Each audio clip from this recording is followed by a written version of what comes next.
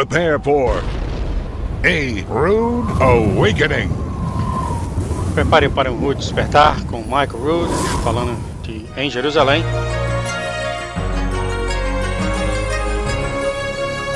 Episódio 21, Hanukkah, a libertação da adoração pagã do Deus Sol.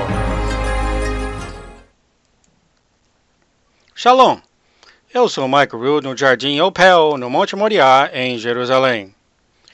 Foi nessa montanha que a festa de Hanukkah começou mais ou menos há 160 anos antes do nascimento do Messias.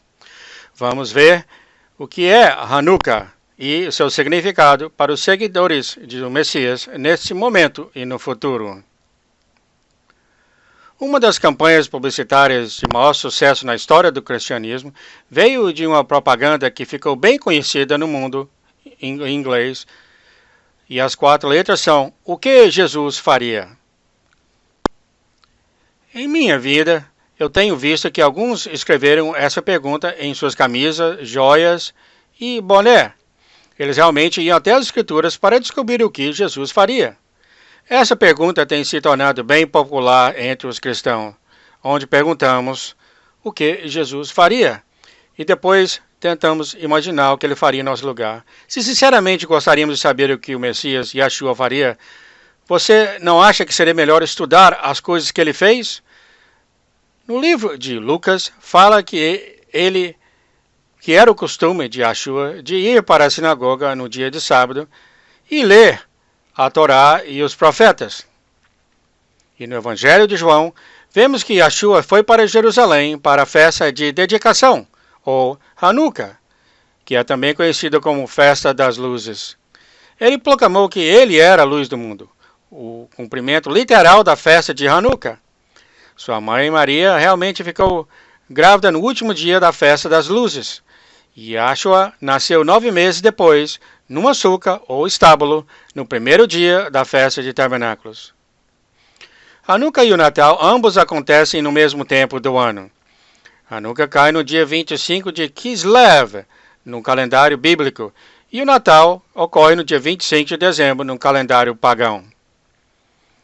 Hanukkah se originou no dia 25 de Kislev, que coincidiu com o dia 25 de dezembro. Ocasionalmente, ambos são celebrados no mesmo dia. Mas se fizermos a pergunta, o que Jesus faria? Porque alguns que usam esse provérbio reconhecem, na realidade, que Yeshua celebrou a festa de Hanukkah em vez de celebrar o Natal. Ele teve uma escolha, e você também tem. Junte-se a nós nos estúdios de televisão, onde essa apresentação de multimídia sobre as profecias e as festas do Senhor foram gravadas pelo Clube de Oração de Profecia. Isso é Profecia Bíblica 201. Agora, episódio 21, na série de 26 partes sobre as profecias e as festas do Senhor, Hanukkah, a libertação da adoração do Deus Sol pagão. Dia 25 de Kislev é o começo da festa de Hanukkah. Hanukkah em hebreu significa dedicação. Esta é a festa de Hanukkah. Talvez você primeiro gostaria de chamar esta festa das luzes. Talvez você gostaria de pensar que essa festa é somente dos judeus, já que ela não está escrita no livro de Levíticos. Enquanto as outras festas que estavam falando são festas do Senhor, a princípio você pode pensar dessa maneira. Mas como vemos no Evangelho de João, no 10º capítulo, fala aqui que tinha chegado o inverno e que era a festa de Hanukkah, a dedicação, e Yeshua subiu para a festa. Sempre que usamos a terminologia de subir ou subiu para a festa, isso é uma terminologia jurídica que foi especificado literalmente na Torá, que fala que 3 vezes por ano você tem que subir para ir para a festa em Jerusalém. Não em qualquer lugar, você tem que ir para Jerusalém, não no Monte Gerazim, não no seu próprio lugar religioso, seja onde for, você tem que subir para Jerusalém. Por que Jerusalém? Porque é em Jerusalém que todas as festas serão cumpridas. A festa de Hanukkah começou assim. Foi em 168 a.C. que Antiochos Epífanes, um general grego, veio e conquistou Jerusalém. Ele ocupou a cidade de Jerusalém com seu exército grego.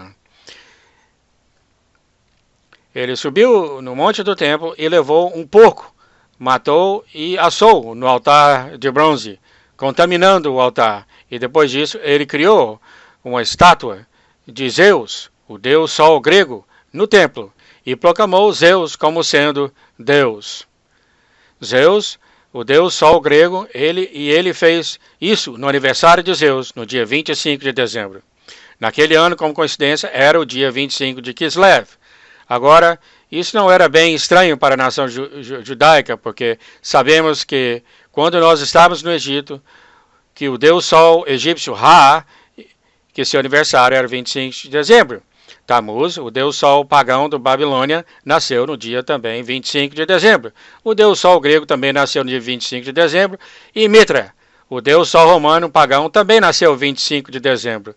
Nós sabemos que todas essas coisas realmente saíram da Babilônia, na adoração de Nimrod, da adoração do deus Sol babilônico, e depois através da Torre de Babel se espalharam por toda a terra do mundo.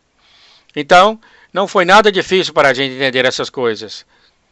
Então, Zeus, o deus Sol grego, nasceu no dia 25 de dezembro, que naquele ano era também o dia de 25 do mês de Kislev.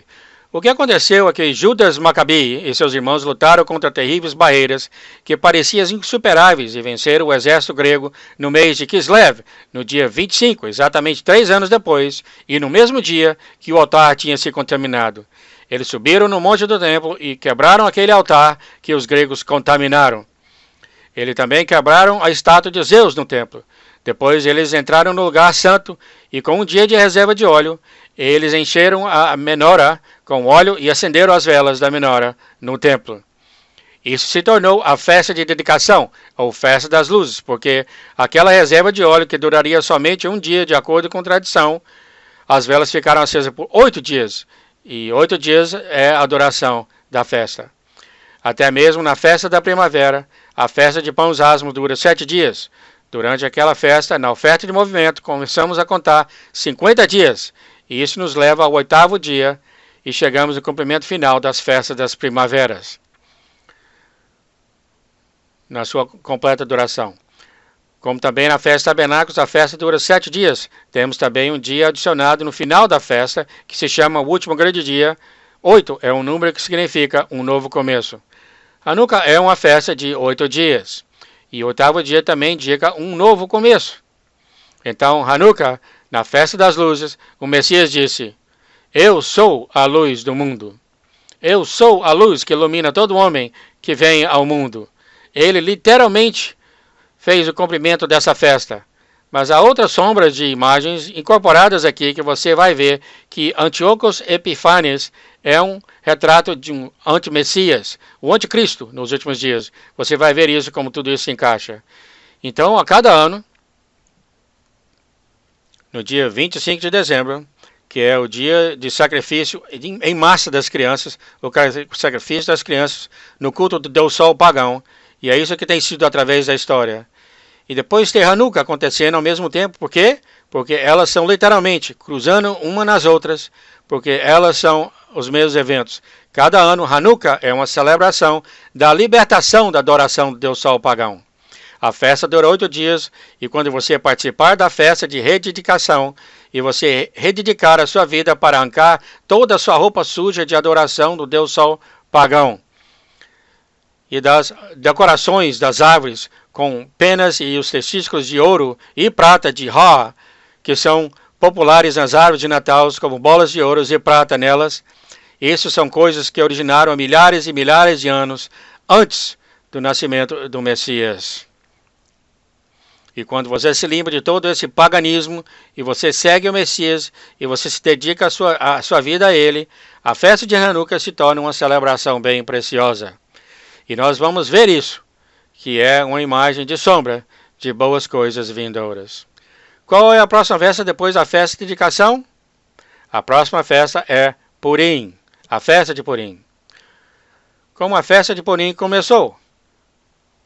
Antes de tudo foi Ramã, que na terra da Babilônia ele odiava ver os judeus obedecendo os mandamentos de Deus. E ele queria matar todos eles.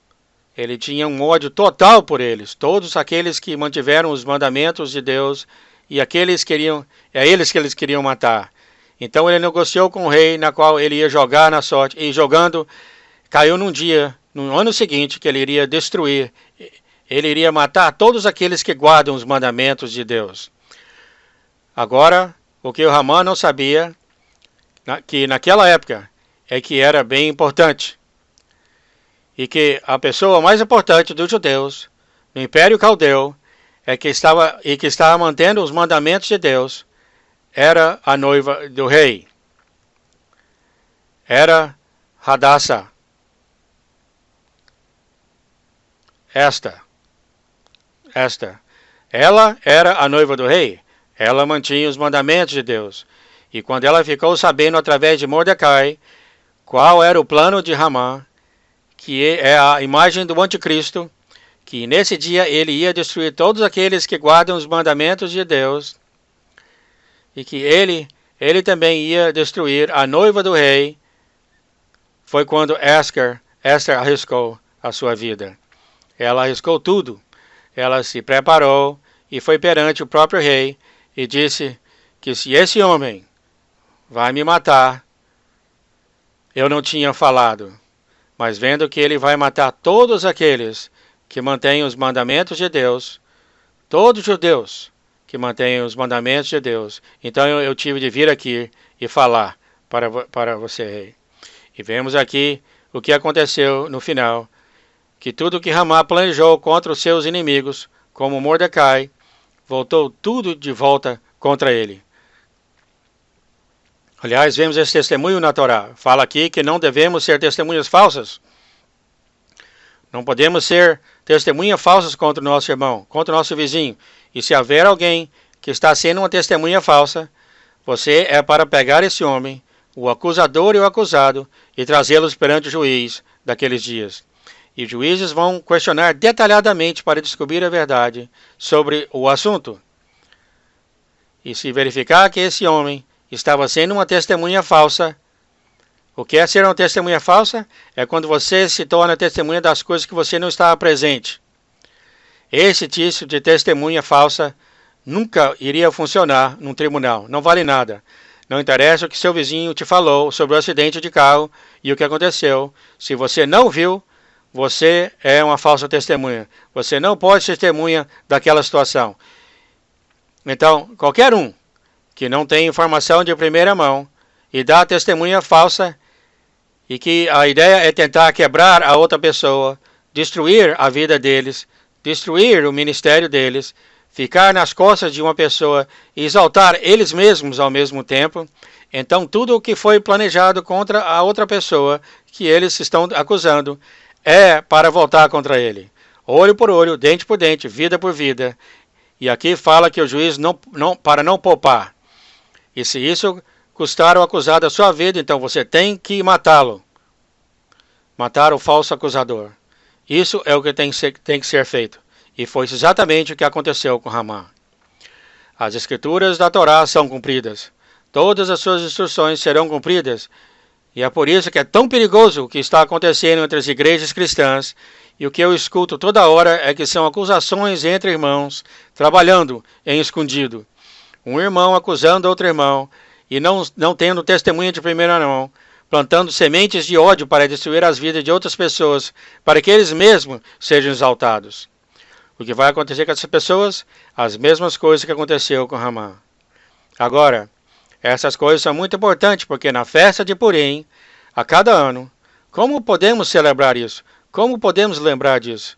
Do mesmo da Hanukkah, que nós acendemos as luzes todos os dias, por 8 dias acendemos uma luz, uma vela, e isso faz a gente lembrar que a luz do meio, do menorá, ela ilumina as outras velas. Essa vela é o Messias.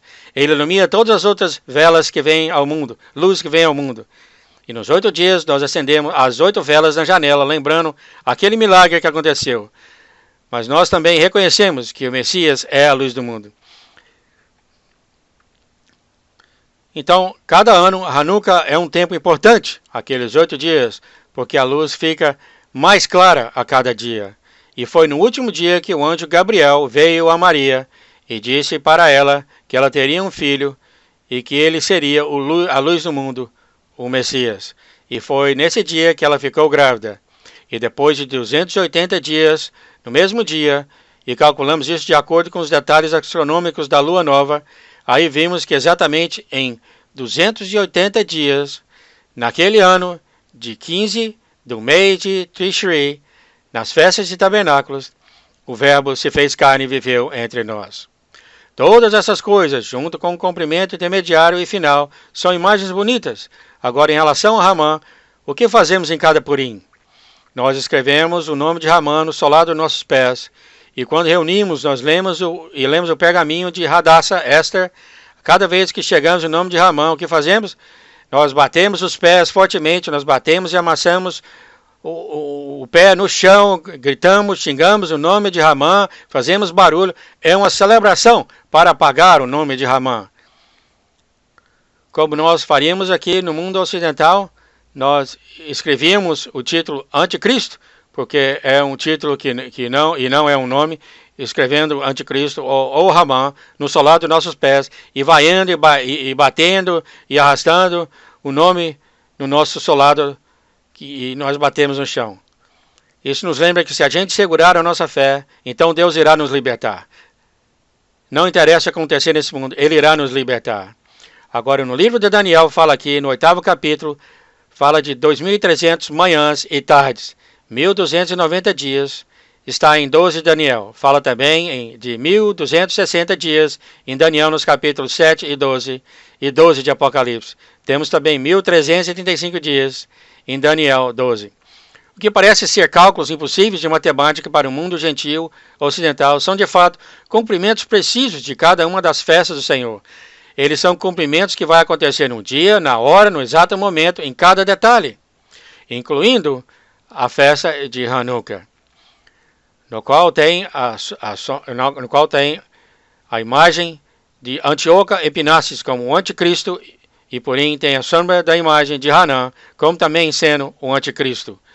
Agora sabemos que Daniel tinha todas as informações que agora temos no nosso livro. Todos os cálculos que ele fez, todos os números que ele tinha, o que ele começou a fazer é decifrar essas coisas, e tentar determinar o cumprimento dessas coisas. E como está escrito no livro de Daniel, que Daniel trabalhava nessas coisas dia e noite, ele era um homem bem responsável. Ele era o presidente da Babilônia, debaixo do império Medo-Persa naquele tempo. Agora Daniel, que tinha sido dado todas essas revelações, trabalhou dia e noite durante 2 semanas, e ele está totalmente se dedicando nesses cálculos, e por causa disso, ele começou a até adoecer. Ele está se tornando fisicamente doente, porque ele não consegue entender. Ele era responsável por todos os astrólogos caldeus por 6 anos. Ele é o homem mais sábio de todo o império, como também um dos mais ricos de todo o império.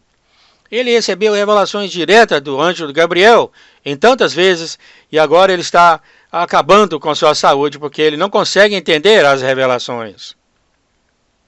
Então Deus envia o anjo Gabriel para ele, e o anjo disse: Daniel, para com isso. Você não vai entender essas coisas. Elas estão seladas até o final dos tempos. Você estará morto e na sepultura quando essas coisas acontecerem. Então, deixa de mão. E, finalmente, ele deixou de mão. Como pode que Daniel não sabia dessas coisas? Porque a festa de Purim e Hanukkah ainda não tinha acontecido naquele tempo. E o Messias ainda não tinha interpretado essas coisas e as suas importantes revelações proféticas até chegarmos no Novo Testamento. Vemos que o Messias fala em Mateus 24:15 sobre a abominação da desolação falada pelo profeta Daniel. Ele falou isso nos dias de Purim. Ele falava dessas coisas expondo o anticristo, aquele que vai ser o desolador, que causa a abominação da desolação. O Messias falou essas coisas no tempo de Purim. Vemos que ele foi para a festa de Hanukkah, e ele falou que ele era a luz do mundo. Ele é o único que vai vencer a besta, o falso profeta, Satanás, o anticristo. Ele vai ser aquele que vai iluminar o mundo novamente, e vai ser no 8º dia um novo começo, quando veremos essas coisas acontecerem. Hoje à noite vamos ver como essas coisas se encaixam juntas no calendário do tempo de Deus, no cumprimento da profecia bíblica. E no final do fim dos tempos, Daniel disse que o anjo lhe falou que essas coisas estão lacradas até os últimos dias, onde o conhecimento aumentará. O homem passará para cá e para lá sobre a terra, e o conhecimento aumentará, não somente para os incrédulos, mas para nós também. A habilidade que nós temos agora, de fato, o que olhamos nas telas de nossos computadores hoje em dia, eles têm mais potência hoje em dia do que no tempo que NASA colocou um homem na Lua. E o que não podemos rodar no seu computador da NASA há 15 anos atrás, hoje em dia podemos sentar na traseira de um ônibus com um laptop e executar milhares de cálculos baseados na iluminação da Lua Nova e como ela aparecia no céu em Jerusalém no dia 17 de abril de 454 a.C., às 10 horas da noite, com tal precisão que o que não poderíamos imaginar isso somente algumas gerações passadas. Mas isso é o que está disponível para nós hoje em dia. Então, quando eu falar em detalhes algumas dessas coisas sobre o calendário e o número de dias entre as coisas, levou a gente anos de trabalho nessas coisas para sermos capazes de reproduzir aqueles dados nos quais sabemos quantos dias houve em um mês e quantos meses no ano. Usamos nossos melhores cálculos de acordo com nossas expectativas astronômicas e agrícolas. Mas mesmo assim, o cálculo do calendário de Deus não deixa ninguém saber a hora e o dia do cumprimento dessas coisas. Nós sabemos somente da hora e das estações. E se nós somos ignorantes dos cálculos do tempo de Deus e não sabemos as estações dos moadins, então a gente é ignorante do mesmo jeito do que o resto do mundo. Então, quando eles gritarem por paz e segurança, de repente destruição chegará sobre eles no dia do Senhor, porque o dia ou milênio do Senhor virá sobre eles e eles não terão a mínima ideia quando isso acontecer. E vai acontecer, e será como no dia de Noé. Eles estavam se casando, e tudo parecia que estava acontecendo normalmente. E de repente, quando o martelo bateu, era tarde demais, porque eles não fizeram nenhuma preparação, eles não tinham se preparado, mas Noé tinha se preparado, e seu coração estava reto. Ele manteve os mandamentos de Deus e achou graça perante os olhos de Deus. Graça não é uma licença para pecar, como vimos. Graça é uma maneira de viver uma vida santa e justa de acordo com Deus no meio de um mundo escuro, doentio e perverso, que é certamente o mundo em que vivemos. Foi há 1 ano e meio que eu escrevi que no ano 2000 era irrelevante. É totalmente irrelevante. No dia 21 de dezembro, à meia-noite de 1999, não começa nenhum dia, não começa nenhuma semana, um mês ou um ano, e não tem nada, absolutamente nada a ver com o calendário profético de Deus. É uma única coisa que poderia ser, é um problema de código de computador de 2 dígitos. Mas no cálculo de tempo de Deus não tinha nenhum significado, porque não estava usando o cálculo de tempo de Deus. Eu expliquei porque o problema de computadores era irrelevante. E não disse que a preparação para os problemas do ano 2000 era irrelevante. Eu disse que o problema de computador era irrelevante. Nós temos que ser muito cautelosos e sermos obedientes para trazer de volta os cálculos de tempo de Deus, de acordo com tudo que lemos, tudo que a gente entende, e até mesmo em ir contra a multidão que usa o calendário judaico moderno, ou o calendário que os cristãos vêm usando por um bom tempo. Essas coisas não têm sido nossas preocupações. Nossas preocupações têm sido em restaurar o cálculo de tempo de Deus, porque nós deixamos de usá-lo há 2000 anos atrás e nós estamos tentando voltar para ele. Então temos que nos reeducar novamente, e isso leva a obediência a cada etapa. Nós estamos vivendo no universo de Deus. O mundo em que vivemos está sincronizado de acordo com o calendário do relógio do tempo de Deus. O cálculo de tempo do Criador foi comunicado a Adão e passado para o filho de Noé, Shem, e para muitos dos seus bisnetos, até chegar a Abraão. Mas um grupo de fariseus exilados desenvolveram o calendário moderno judaico bem no início do 4º século a.C. Por quase 1.600 anos, o calendário bíblico tem sido em desordem. Mas desde quando Jerusalém foi resgatada em 1967, tem havido um movimento para restabelecer o calendário original bíblico e calcular com precisão o ano desde a criação. Em 1998, eu publiquei o primeiro calendário astronômico bíblico corrigido em hebraico com auxílio do astrônomo bíblico Robert Scott. Naquela época, nós calculamos que no dia 11 de setembro de 1999, como o início do sétimo ou sábado milenar, o ano era 6001 desde a criação. Mas eu precisava de mais uma calculação que eu precisava. Este cálculo veio dos samaritanos no Monte Gerizim e os Caraites em Jerusalém. Quando o calendário foi recalculado, chegamos ao pôr do sol do dia 26 de março de 2001, como dia 1º do mês de Aviv, o primeiro mês do ano de 6001. De acordo com os nossos melhores cálculos, nesse momento começou o sétimo milênio, o dia ou milênio do Senhor. Chegamos nesses dias baseados em cálculos e não por revelação. Eu sempre qualifiquei nossos cálculos com a frase "se estamos corretos", sem implicar qualquer tipo de autoridade divina para fazer qualquer declaração definitiva das datas. Porém, naquela semana, um grupo de rabinos reuniram no muro ocidental e declararam o templo de angústia de Jacó começou. Mais tarde descobrimos que o calendário maçônico também indicou o ano como sendo 6001 depois de Cristo. Coincidência? O Criador ainda opera o seu universo de acordo com seu calendário e seu relógio de tempo. Convidamos você a se juntar a nós novamente para a próxima vez, para o episódio 22 da série de 26 partes sobre as profecias e as festas do Senhor, e Ele, o Messias, confirmará a aliança.